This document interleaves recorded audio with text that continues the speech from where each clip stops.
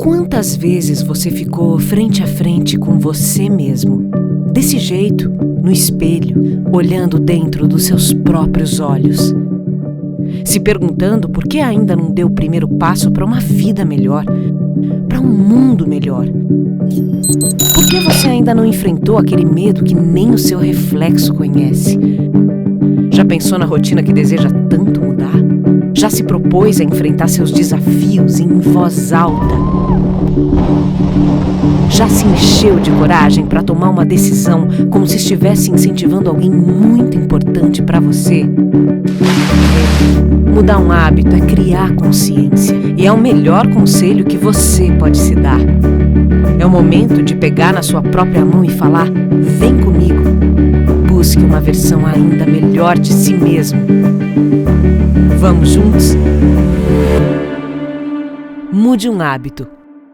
Unimed.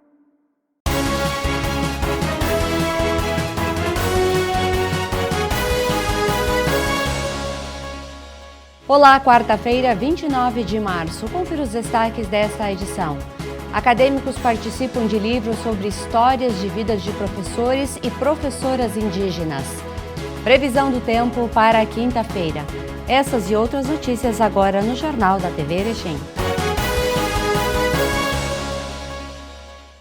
E na tarde da última terça-feira, guarnições da Brigada Militar prenderam um homem por furto no bairro Bela Vista, em Erechim. Guarnições da Brigada Militar foram despachadas para averiguar um indivíduo detido por furto de uma bicicleta. Quando as guarnições chegaram no local, constataram o crime e realizaram a prisão de um homem de 37 anos de idade. E também na noite de terça-feira, a Brigada Militar, através do 13 BPM, prendeu uma mulher por posse irregular de arma de fogo no interior de Sertão.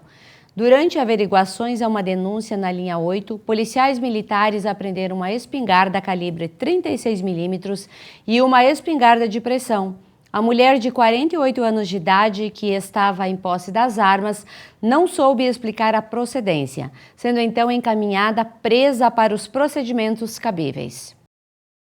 E a Polícia Rodoviária Federal apreendeu cerca de 260 garrafas de bebidas falsificadas que eram transportadas no reboque de um carro. A ação ocorreu na BR-386, em Sarandi. Policiais rodoviários federais realizavam operação de combate ao crime na rodovia quando abordaram um veículo com um reboque, com placas de Caxias do Sul. Ao se aproximar do veículo, os policiais notaram diversas caixas cobertas com lençóis. Instante em que verificaram o reboque, encontraram várias garrafas de bebidas alcoólicas de marcas diversas, entre vodka e uísque.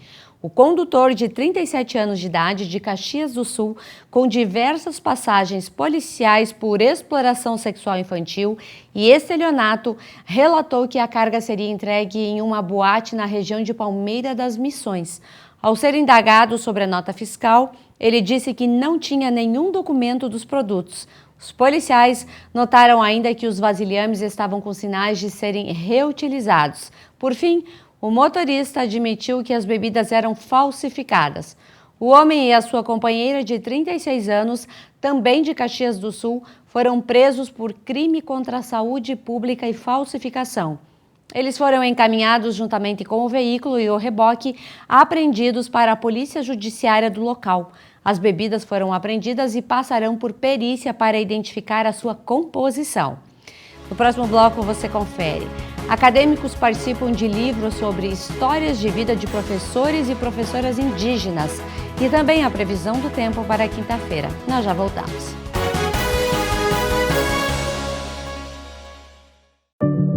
Quantas vezes você ficou frente a frente com você mesmo, desse jeito, no espelho, olhando dentro dos seus próprios olhos, se perguntando por que ainda não deu o primeiro passo para uma vida melhor, para um mundo melhor? Por que você ainda não enfrentou aquele medo que nem o seu reflexo conhece?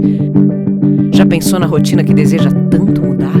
Já se propôs a enfrentar seus desafios em voz alta? Já se encheu de coragem para tomar uma decisão como se estivesse incentivando alguém muito importante para você? Mudar um hábito é criar consciência e é o melhor conselho que você pode se dar. É o momento de pegar na sua própria mão e falar: vem comigo. Busque uma versão ainda melhor de si mesmo. Vamos juntos? Mude um hábito. Unimed. mastersupermercados.com.br. A melhor maneira de comprar sem sair de casa.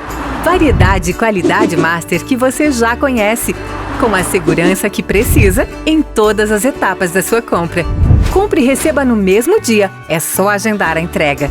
Acesse o site www.mastersupermercados.com.br.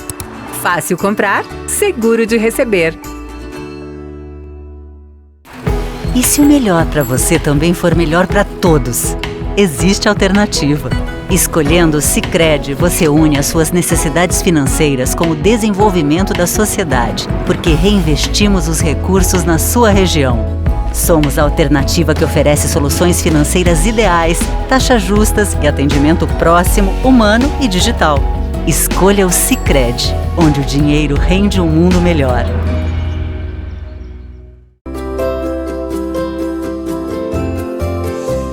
E a quarta-feira que já amanheceu ensolarada, temperatura elevada e chuva que é bom, por enquanto não tivemos nenhum milímetro aqui no centro de Erechim. Vamos ver a quinta-feira?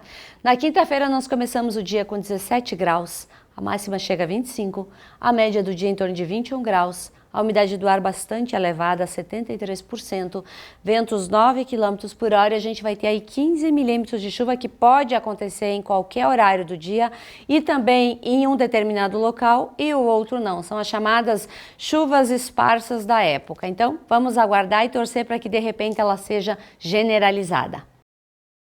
Acaba de ser publicado o livro Meu Olhar Bonito, História de Vida de Professores e Professoras Indígenas, que possui a colaboração de 3 acadêmicos indígenas da Universidade Federal Fronteira Sul, campus de Erechim, do curso de Licenciatura Indisciplinar em Educação do Campo, Ciências da Natureza. O livro é parte de uma trilogia que decorre da preocupação das organizadoras em contribuir com a formação de professores que atuam principalmente em 3 modalidades: educação do campo, educação escolar indígena e educação quilombola. O esforço foi de contribuir para dar visibilidade à trajetória formativa, tanto acadêmica como não acadêmica, desses educadores indígenas, quilombolas e camponeses. Acompanhe. Meu Olhar Bonito, Histórias de Vidas de Professores Indígenas. Esse tema é bastante reflexivo e ele traz, juntamente com ele, uma força muito grande que a gente precisa muitas vezes olhar nessa outra direção. E para entender melhor esse e-book que alguns professores e alunos desenvolveram e já está à disposição da população, nós recebemos hoje aqui na TV Erechim uma professora de Santa Maria, ela que é uma mentora desse projeto importante, que organizou toda a estrutura dele, e ela vem compartilhar um pouquinho com a gente aí sobre isso, sobre este assunto. É a professora Leonice Aparecida de Fátima Alves Pereira Murad. Bem-vinda à TV Erechim, bem-vinda a Erechim, mesmo já tendo residido aqui, hoje em outro local. Muito obrigada pela acolhida. Então, como te disse, o meu nome é Leonice, eu sou professora da Federal de Santa Maria e também participo na Federal de Santa Maria do NEABI, tá? Que é o Núcleo de Estudos Afro-Brasileiros e Indígenas, tá? Que reúne docentes, discentes, servidores, enfim, para pensar efetivamente a questão de uma universidade mais plural e mais diversa. E a ideia, então, desta obra, essa obra, na verdade, ela é parte de uma trilogia, que se inicia com narrativas, autonarrativas de professores camponeses. Então, nós temos o primeiro volume com professores camponeses, o segundo volume com professores quilombolas e o terceiro volume, né, que é esse volume, de professores e professoras indígenas. Tá? Pois é, hoje quando a gente fala em educação, dá a impressão muitas vezes que ela está muito acessível a todas esses povos, essas culturas. Mas, infelizmente, ainda temos muita dificuldade de acesso à informação para essas pessoas, de acesso a tecnologias. Tudo isso foi analisado também nesse livro?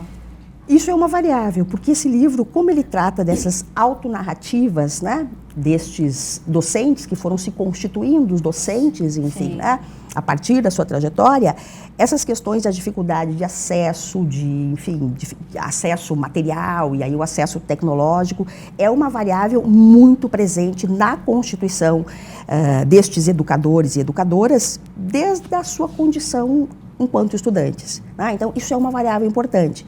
Mas o que eu te diria, que na verdade é o convite que a obra faz, né, e que a trilogia faz, é pensar como a formação que nós da universidade tá, disponibilizamos para estes grupos sociais. Tá? O grande questionamento e o grande desafio é conseguir saber até que ponto nós conseguimos incorporar a riqueza de possibilidades, de visões de mundos, de concepção de saberes, enfim, que são próprias desses grupos e que nós, na universidade, que operamos pela lógica do saber científico, temos muita dificuldade de viabilizar.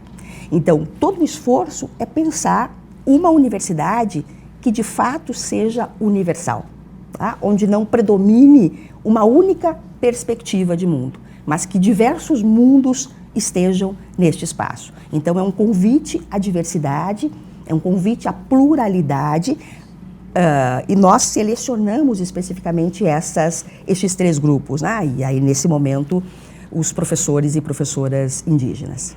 Pois é, a busca, a coleta de informações se deu em que região e de que forma foi distribuído entre professores e alunos para catalogar todas essas informações e colocar nesse material para poder disponibilizar e juntamente com ele as pessoas terem acesso e conhecer essas realidades?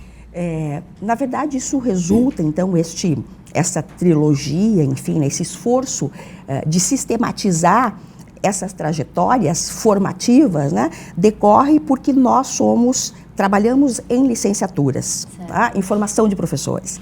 Então, esse é a nossa especificidade na universidade. E a partir de uma rede, então nós participamos de uma rede internacional, que é uma rede de educadores e educadoras interculturais, uma rede cuja a sede especificamente, enfim, né, nós temos na Havariana de Cali, né, na Universidade Havariana de Cali, e que é formada daí por sub-redes, tá? Nós temos uma rede na América Latina, nós temos uma rede nacional e redes locais, como é a rede que a Federal de Santa Maria tem com a Fronteira Sul, né? Então, é uma articulação de escalas. E quando nós decidimos fazer isso, nós acionamos, então, colegas, enfim, né, que atuam em diferentes espaços, para que cada um e cada uma conseguisse, então, acessar ou docentes, né, indígenas, camponeses e quilombolas, no caso aqui indígenas, ou que estavam cursando a licenciatura. Então, é basicamente esse o nosso perfil. E aí, efetivamente, nessa obra, a colega Ellen, do Mato Grosso, ficou responsável por essa coleta especificamente, né, de nomes, possibilidade no Mato Grosso e no Mato Grosso do Sul, e a professora Solange, aqui da Fronteira Sul, pela especificidade da licenciatura em Educação do Campo da Fronteira Sul, ficou responsável, enfim, por fazer esse mapeamento aqui na região. Foi um período difícil, porque isso foi feito na pandemia, então com todas as dificuldades de conseguir, de dar conta disso, enfim, mas o produto, ele é muito bom.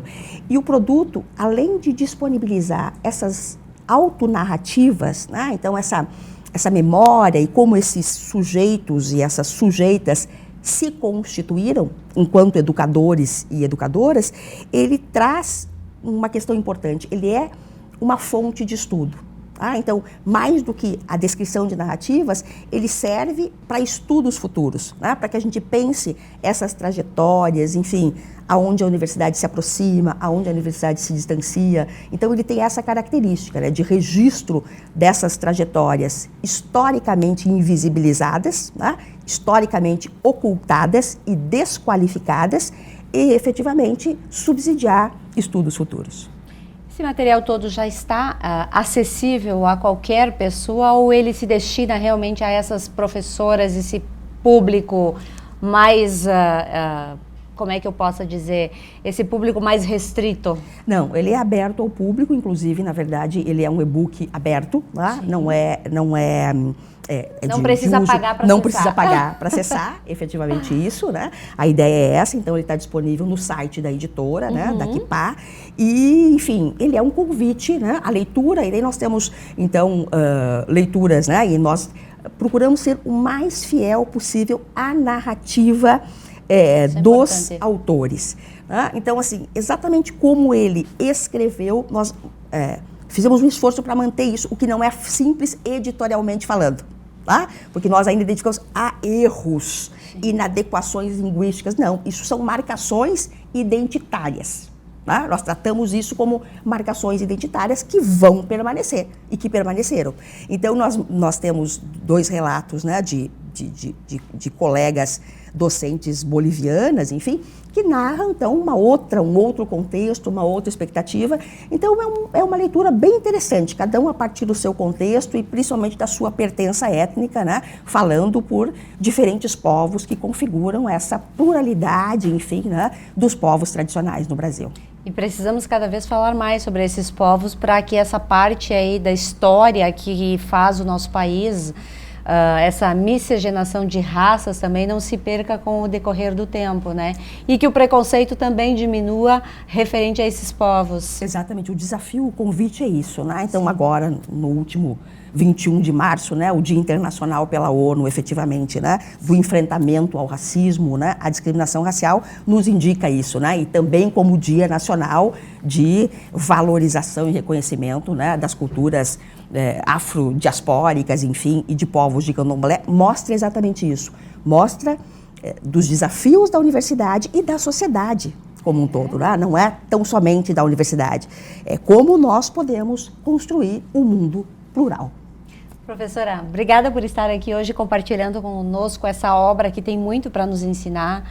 A gente ainda tem muito o que evoluir como ser humano, como pessoa, entender os outros povos, nos colocar muitas vezes no lugar deles, ter essa simpatia. Então eu acho que essa obra vem para contribuir com a vida de todos nós que temos um olhar mais sensível. E quem ainda não tem esse olhar sensível, quem sabe seja um caminho para se abrir para o novo, para se abrir para novas experiências. Muito obrigada. Agradecemos. E hoje a gente recebe aqui no estúdio da TV Erechim uma equipe de professores, autores que vão falar sobre um projeto, um e-book extremamente importante, de um assunto que a gente precisa tocar, falar, ler, se informar, conhecer, que são sobre os nossos povos, as origens, o estudo, o aperfeiçoamento, a tecnologia disponível, enfim, a vida dos povos. E esse trabalho todo, ele tem um nome muito específico, que é Meu Olhar Bonito, Histórias de Vidas de Professores e Professoras Indígenas. O nome ele já chama a atenção porque aqui na nossa região a gente pouco fala sobre este assunto. Mas hoje a gente está com toda essa equipe aqui justamente para tocar nesse assunto e entender esse e-book. Está conosco a professora Solange Tódero Vansai, que é da Universidade Federal da Fronteira Sul. Ela trabalha no curso de Licenciatura em Educação do Campo e ela foi uma das molas importantes aí nesse material todo. Professora, bem-vinda à TV Erechim. Muito obrigada pelo convite, um prazer estar aqui. Nós, da Universidade Federal da Fronteira Sul, desde a sua constituição, temos este propósito de incluir os diferentes sujeitos, povos indígenas, camponeses, quilombolas, enfim, né, de fazer com que nossa universidade realmente seja universal, no sentido de conceder esse direito, que é o direito à educação e ao ensino superior. E este convite que veio da professora Leonice, já fizemos outros trabalhos, outras ações em conjunto, mas nos trouxe assim muita alegria, exatamente porque ele nos permite dar visibilidade aos sujeitos do campo, que é o nosso público majoritário da educação do campo, que são indígenas. São indígenas de diferentes regiões do entorno do Alto Uruguai, praticamente o público todo deste curso. E o convite foi para que estes sujeitos trabalhassem, escrevessem narrassem a sua experiência de professor, de docência. E a gente fez um convite aberto ao curso, fizemos todo um trabalho no sentido também de valorizar suas práticas pedagógicas, e 3 estudantes nossos, então, participaram, né, escreveram, elaboraram, fizeram uma narrativa da sua prática, do seu histórico de vida enquanto docente. Então, nós temos aqui a alegria de ter conosco aqui o Neemias, que foi um dos autores. Pois é, a gente vai conversar um pouquinho agora com o Neemias. Ele tem um sobrenome que eu confesso que eu tenho um pouco de dificuldade de falar, mas eu vou tentar falar e espero que as pessoas compreendam. É Neemias Nunkfor, correto, Neemias? É, quase correto. Quase. E você também trabalha numa escola e foi você o autor de toda essa obra. Eu gostaria que você relatasse essa tua experiência para que a gente conheça. Bom dia, então, primeiramente a todos, né? É um prazer poder estar aqui nesse momento, né? Participando desse evento. Para começar a contar um pouco dessa história, meu nome é Neemias Nunkfor, pouquinho, né? Mudou um pouquinho, né? Sou natural de Santa Catarina, né? Terra indígena Laclanon Xoclen. E eu vim para cá em 2005, né? Através de um convite da minha esposa, né? Que a gente acabou se conhecendo, viemos para cá. Então, daí, a partir dali, comecei morando na terra indígena Serrinha, Ronda Alta. Né? Para contar um pouco da minha história, eu tenho que falar um pouco do meu pai. Será um prazer ouvir. O meu pai, por exemplo, ele foi professor e ele teve muitas dificuldades lá na infância dele. Na infância ele teve muita dificuldade. Ele precisou sair de casa, né, com a minha avó para buscar recurso para poder se alimentar, né, se vestir. E lá onde ele se encontrava, então ele tinha muita dificuldade de comunicação, porque ele só falava o Xoclen, no caso, porque seria lá da terra indígena Xoclen, né? Ele só falava o Xoclen, né? Então ele tinha muito essa dificuldade de comunicação. Ele não conseguia pedir água, ele não conseguia pedir comida, né? Porque ele teria que ficar sozinho. E eu escrevo um pouco isso na minha história também, né? Então um pouco disso lá. Ele teria que ficar sozinho enquanto a avó e o avô ia trabalhar. Né? Então isso fez com que ele não ensinasse nós a falar. Por isso, então, eu não sou falante na língua caigangue nem na língua Xoclen, né? Então isso me traz muito prejuízo, assim, né? Muito prejuízo hoje, né? Hoje eu incentivo muito os meus alunos, né? Como trabalho na escola Fancavã, terra indígena Serrinha, eu incentivo muito eles a conservar, cultivar a cultura através da língua, né? Incentivo muito nisso aí. Né? Como que eu entrei para a docência? Né? A convite de uma irmã minha. Eu não queria ser professor, não queria, né? E sempre dizia assim, a última profissão talvez que eu teria.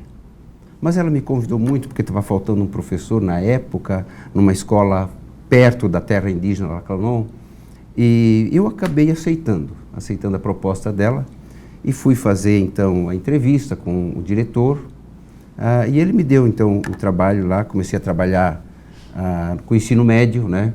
Fora da terra indígena, numa terra em conflito, né? Conflito com indígenas, né? É uma terra que era uma terra indígena, antes ela foi tomada, né? O governo cedeu para o INCRA, né? E daí vendeu, então nós reivindicávamos aquela terra de novo, então era um conflito, né? Enfim, nessa escola passei a trabalhar e comecei a ter gosto pela educação, né? Comecei a ter gosto pela educação. E fui para ficar 1 ano e já está fazendo isso 20 anos, né? Olha ali. E não saí mais da educação. Se apaixonou? Eu me apaixonei, realmente, me apaixonei pela educação. Hoje posso dizer que sou um apaixonado pela educação, né? Gosto muito da sala de aula, faço isso com muita dedicação, com muito prazer, né? Depois, como conheci minha esposa, ela era do Rio Grande do Sul, e acabei migrando para cá, né? Ficamos um pouco de tempo sem trabalhar e depois já conseguimos então na Fancavã, né, da terra indígena Serrinha Ronda Alta, onde trabalho até hoje, né? É um prazer muito grande estar lá dentro também. E para melhorar o meu trabalho, então busquei, através da Fronteira Sul, uma universidade que prioriza, já digo assim, o diferente, né? no curso Educação do Campo. Eu me encontrei ali, me encontrei nesse curso, achei espaço, né, onde a gente é valorizado, uma universidade de alto nível, posso dizer, né, de alto nível, e que faz essa busca, né, pelas minorias, que eu não chamo de minoria, né, nós somos chamados de minoria, mas se nós formos ver as estatísticas, né, pardos e negros somos 52%, né, do povo brasileiro. Então isso não é minoria, mas ainda assim somos chamados, né, de minoria, né.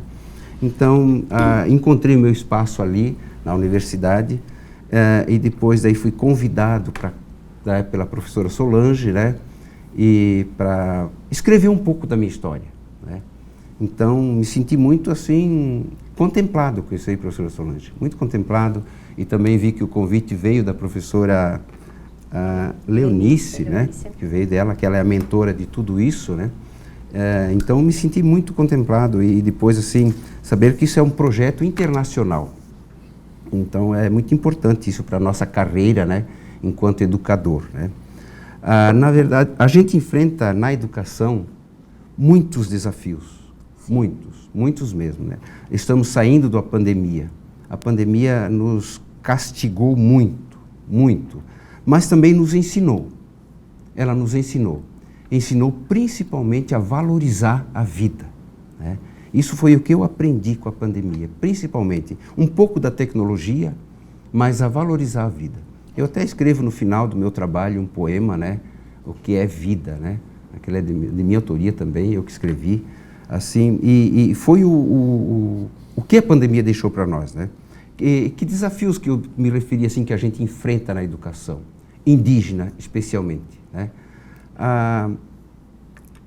Hoje a nossa escola é uma escola muito bem estruturada. Sim. A Fancavan é uma escola muito bem estruturada. Eu já digo assim, uma escola, eu considero de primeiro mundo, né? Todo aluno de ensino médio, ele tem um Chromebook para trabalhar, né? Tem internet na escola, tem salas climatizadas, uma biblioteca farta, né? Os professores, o que ainda não é graduado, estão se graduando, estão estudando. Então, nesse sentido, nós estamos muito bem servidos, né?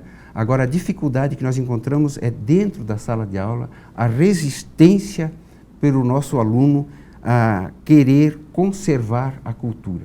Sim. É a maior dificuldade que nós encontramos, né? A resistência. Eles não querem mais falar a língua, porque o contato com o povo de fora ele é muito grande, muito frequente, né? E muitos passam até a ter vergonha, né, de falar a língua, né? Assim, devido a essa dificuldade, né, devido a esses contatos, quando chega lá fora, né, quando ele é um indígena falante, né, que ele fala, o pai, a mãe, a família só fala na língua, quando ele chega lá fora, ele fala o português errado. E daí ele passa a ter algum deboche, algum escárnio nesse sentido, né? Então, isso está levando assim a muitos resistirem a falar a língua, né? Então, é um dos desafios grandes, né, que a gente enfrenta. O tecnológico, então, tá resolvido, podemos dizer, né? Está fácil, né? E também a nossa preparação enquanto professor, né? A distância da faculdade. Nós ter que deixar a família, né, na área indígena e vir deslocar para a cidade. É uma dificuldade. Outra dificuldade, nós trabalhamos. Daí como que nós vamos deixar a nossa escola? E depois nós vamos ter que repor, né? Porque a lei nos dá o direito de estudar, mas ela também nos dá, por exemplo, nós somos obrigados a cumprir o nosso horário.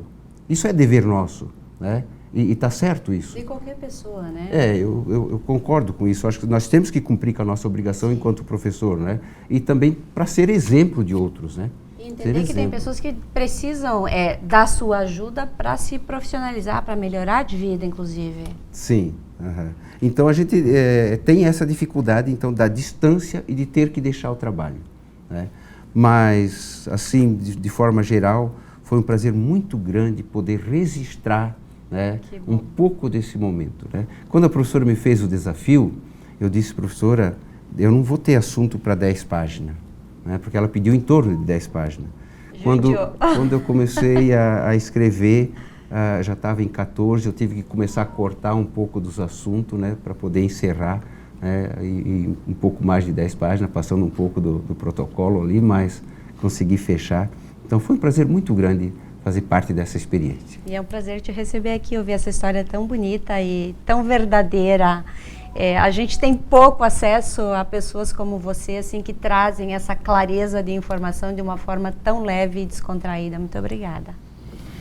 Agora a gente vai conversar com o professor Denilson da Silva, também integrante desse projeto tão bonito aí que eu estou curiosa já para ler, professor. Obrigado pela oportunidade, Sandra. Um prazer estar com a Leonice, com a Solange, ouvir o Neemias. Eu quero somente destacar aqui algo que acredito de suma importância e usar um pouco das palavras do Neemias. Primeiro, a importância da universidade para fomentar o acesso e garantir o direito à educação. Universidade pública no nosso país, a Universidade Federal da Fronteira Sul, a Federal de Santa Maria, as outras federais, têm o compromisso da educação como direito e não como mercadoria. Muito embora meu olhar bonito, histórias de vida de professores e professoras indígenas pareça ser uma coisa única, aqui nós temos também a diversidade dentro da própria diversidade. Por que eu estou falando isso, Sandra? Porque dos 3 autores dessa obra, 2 são caigangues e um outro é guarani. Ou seja, dentro do curso de Educação do Campo da Fronteira Sul, nós temos essas 2 especificidades. Primeiro, é majoritário os povos originários. Segundo, atender ou acolher sujeitos caigangues e sujeitos guaranis. Quando a gente trabalha na formação de professores, e nós trabalhamos com a formação de professores, isso que o Neemias traz dessa resistência na escola básica dentro das aldeias, nós não queremos desaculturar através do processo formativo os estudantes, sejam eles caigangues ou guaranis. É justamente a gente reforçar a identidade guarani, a identidade caigangue, para que os povos originários tenham o direito a conservar os seus costumes, as suas crenças, a sua língua, que é algo que os identifica. Então, muito desse trabalho elogiável, potencializado pela relação com a Federal de Santa Maria, através da Leonice, que estará com a gente, está conosco por aqui, é que o curso de Educação do Campo acredita que esse trabalho formativo ele é extremamente importante para a gente reforçar a identidade cultural dos povos originários, mas também uma educação cada vez mais qualificada aos povos originários no seu espaço. Essa dificuldade que o Neemias destaca dos professores, dos seus parentes estar na universidade, ela reforça a necessidade não somente de qualificação dos processos de educação formal no ensino superior, mas sobretudo de nós termos uma escola de qualidade, respeitando a diversidade dos nossos povos. A gente agradece o espaço que a TV nos concede e estamos de portas abertas toda vez que tivermos projetos. E aqui é importante dizer que isso é um projeto de uma rede latino-americana e nós temos feito outros trabalhos aqui, Sandra, inclusive para reforçar a questão linguística. Nós temos trabalhos, inclusive, potencializado e organizado pela professora Solange, de roteiros de ensino de ciências na língua portuguesa e na língua caigangue para reforçar justamente essa dificuldade que o Neemias, com sabedoria, com toda a boniteza da forma como ele fala, para usar palavras de Paulo Freire, divide conosco aqui. Muito agradecido. Da mesma forma. Professora Solange, para a gente fazer um fechamento, qual é a sua avaliação final de todo esse trabalho, dos desafios encontrados e agora disponível aí para quem quiser acessar e quem quiser conhecer a história aí do professor e dos outros autores? De outros autores. Então, uma excelente avaliação, né? A gente é muito grata pelo convite da professora Leonice para fazer parte desse projeto, dizer que essa obra ela tem uma importância exatamente pela sua singularidade, por estar ali, este olhar bonito de docentes com as suas práticas, com as suas, tornando história, tornando memória, tornando as suas vivências, com sabedorias, com outras epistemologias, com essa resistência. Então, nas narrativas, isso está muito presente. É um belo projeto, uma bela obra, que tem esse viés, inclusive, internacional.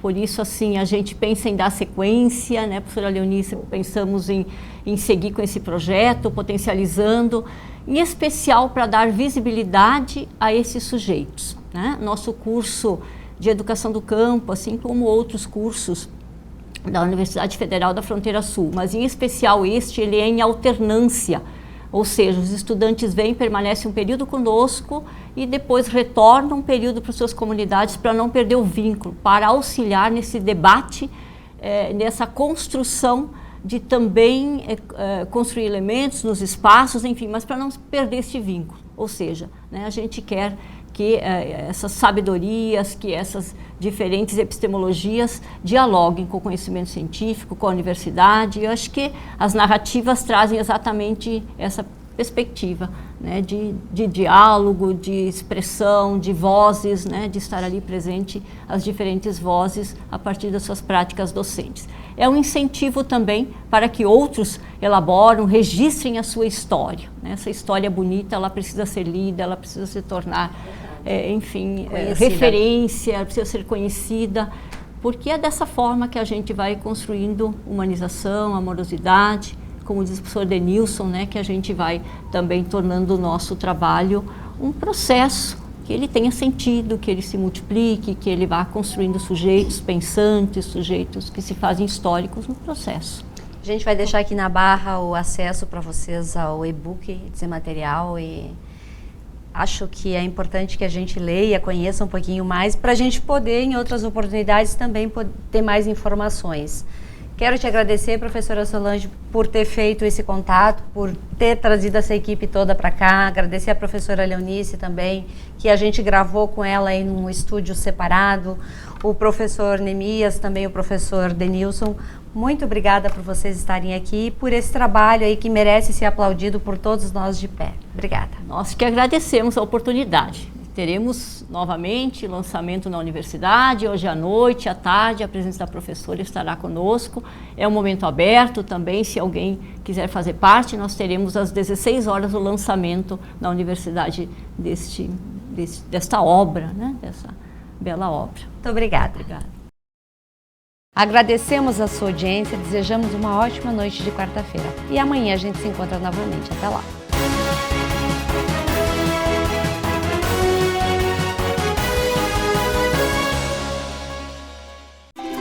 mastersupermercados.com.br. A melhor maneira de comprar sem sair de casa. Variedade e qualidade Master que você já conhece, com a segurança que precisa em todas as etapas da sua compra. Compre e receba no mesmo dia, é só agendar a entrega. Acesse o site www.mastersupermercados.com.br. Fácil comprar, seguro de receber. E se o melhor para você também for melhor para todos? Existe alternativa. Escolhendo o Sicredi, você une as suas necessidades financeiras com o desenvolvimento da sociedade, porque reinvestimos os recursos na sua região. Somos a alternativa que oferece soluções financeiras ideais, taxas justas e atendimento próximo, humano e digital. Escolha o Sicredi, onde o dinheiro rende um mundo melhor.